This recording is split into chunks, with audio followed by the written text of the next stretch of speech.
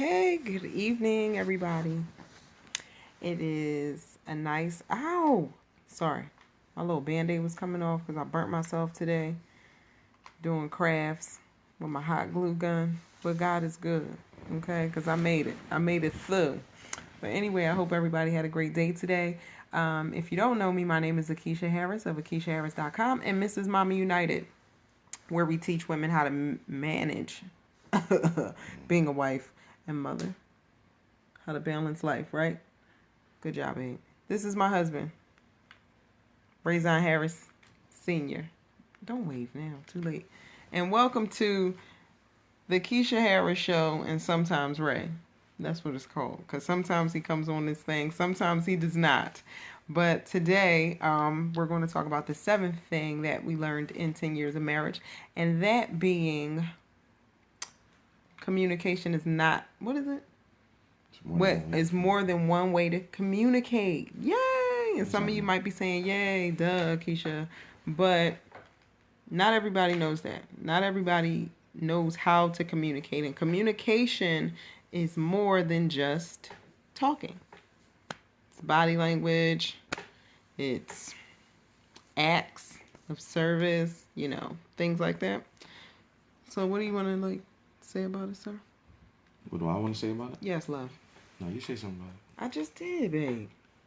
Well, you ain't give me no setup. No setup. Okay. What do you mean when you say there's more than one way to communicate? What do you mean? You said it. Yeah, but we talked. Come on, I don't remember. I don't remember. It's more than one way to communicate. So it's not everything's not talking. Right, but what was the context of it? Babe, you said it. All right, babe. What was it in reference to, though? When we were talking about? We were talking about what? The 10 things that we learned in marriage. Oh. All right. See, now that's the context. But you were just sitting here when I did my whole introduction. But I'm not listening. This game, you know what? I'm in the middle of something. Okay.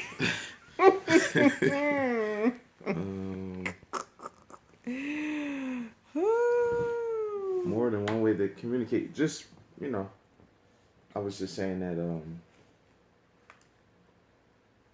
lot of times you can say things like, I love you, or, have a good day, or, everything's good, but then your body language is off. Or your body language is good, but you're not saying the right things. Or you're not paying attention, which I think is communication. So my body language right now would make you think I'm not paying attention? No, you're listening. You don't have a choice. Who are you talking to? Because you're live. So, but okay. So when you say saying I love you with an attitude. Yeah, or like the other day when I had to check you, you said something, but your face was looking crazy. Like today, when I asked for your help. Yeah. Well, and I was like, "Who are you talking to?" He was like, "I'm talking." Simmer down. You don't even talk that loud. He always trying to play somebody. Okay, so Exhibit A. Today, I asked for his help because I was doing something, trying to fix up the mantelpiece, and I needed his help. And out of frustration, I was like, Ray, I need your help. And he was like, whoa, that's way too aggressive. I need you to change how you going. What you say, change how you ask me or something like that. And I was like, what are you talking about? I'm not being aggressive. I really needed your help. But out of my frantic, the voice, how it came across and me communicating what I needed to him was aggressive, and in turn caused him to get defensive and not even want to help me. But I'm like, I really need your help. My frustration was not properly communicated. I wasn't not going. I know that, but I didn't know what you were talking about. I was like, I'm not aggressive. I mean, well, that was on my face just like that. That was aggressive.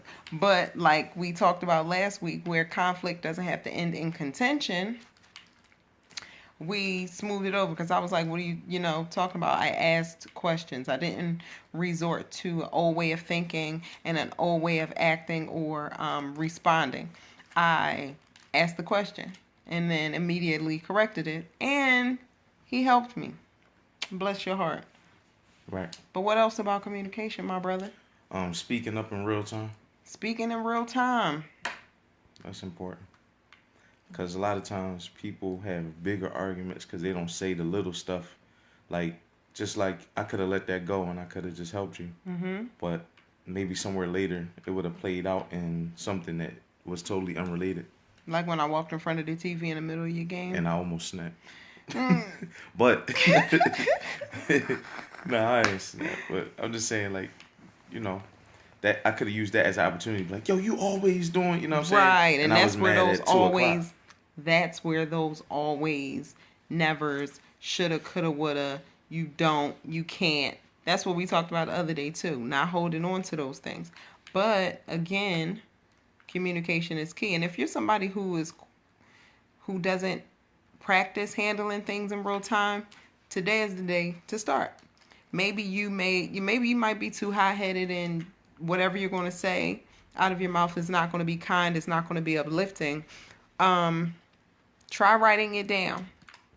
Write down how you feel. Leave a note or whatever with no expletives, no curse words on them. But let's use the example we had today where out of frustration, my tone wasn't respectful to him.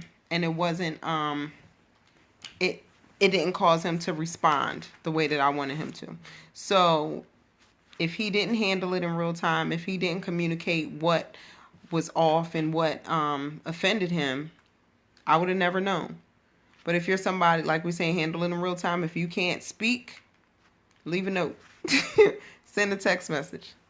Babe, I don't like the way you said that. Okay, let's fix it. You know what I mean? Everything doesn't have to end in a full-blown argument, and you don't have to suppress your feelings and emotions just so there won't be tension.